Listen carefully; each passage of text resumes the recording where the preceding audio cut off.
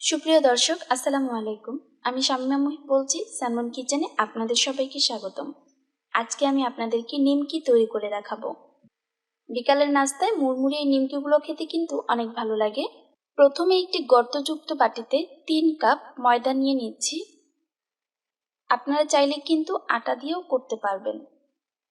সাথে দিয়ে দিচ্ছি কালো জিরা। কালো জিরাটা অবশ্যই দেওয়ার চেষ্টা করবেন। এখানে আমি 1 চা চামচ দিয়েছি। কালো জিরাটা ছাড়া কিন্তু নিমকি কোনোভাবেই ভালো লাগে না।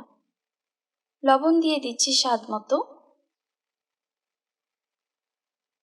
লবণটা আপনারা আপনাদের মতো করে বুঝে দিবেন, তবে আমি এখানে 2 চা চামচ লবণ দিয়ে দিয়েছি।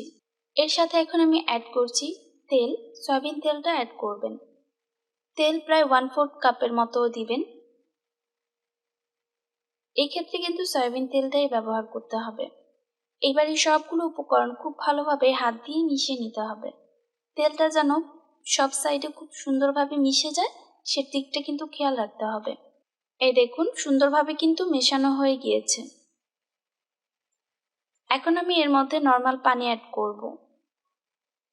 পানিটার কোনো মেজারমেন্ট আমি বলছি না, কারণ এটাকে আস্তে আস্তে করে মিশিয়ে একটি সুন্দর ডো তৈরি করতে হবে, যে খামিরটা দিয়ে আপনারা খুব সুন্দরভাবে রুটি বেলতে পারবেন। অল্প অল্প করে পানি দিয়ে এই কাজটা করতে হবে, তবে খুব বেশি পানি কিন্তু এখানে লাগবে না, কারণ তেল দেয়া হয়েছে। অল্প পানি দিলেই সুন্দর একটি ডো তৈরি হয়ে যাবে।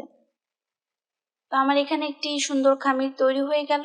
এটিকে আমি এখন রেস্টে রেখে দিব প্রায় 20 মিনিটের মতো। ঢেকে রাখতে হবে। ফিরে এলাম 20 মিনিট পর।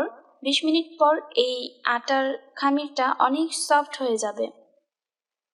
তখন আপনার কাছে ধরতে অনেক বেশি ভালো লাগবে।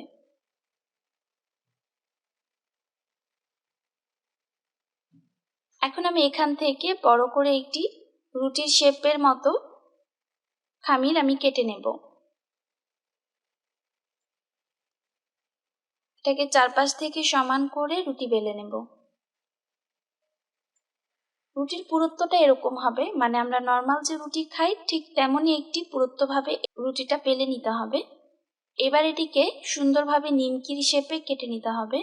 আপনারা খুব ভালোভাবেই জানেন নিমকি কাটার ব্যাপারে আমি একেবারে এক্সপার্ট না, বাট চেষ্টা করছি যেভাবে ভালো হয় সেভাবে কেটে নিতে। এবার এটিকে ডুবো তেলে ভেজে নিতে হবে। ডুবো তেলে উল্টিয়ে পাল্টিয়ে সুন্দরভাবে সোনালী রং আসা পর্যন্ত আমরা ভেজে নেব। সময় লাগবে প্রায় 10 মিনিটের মতো।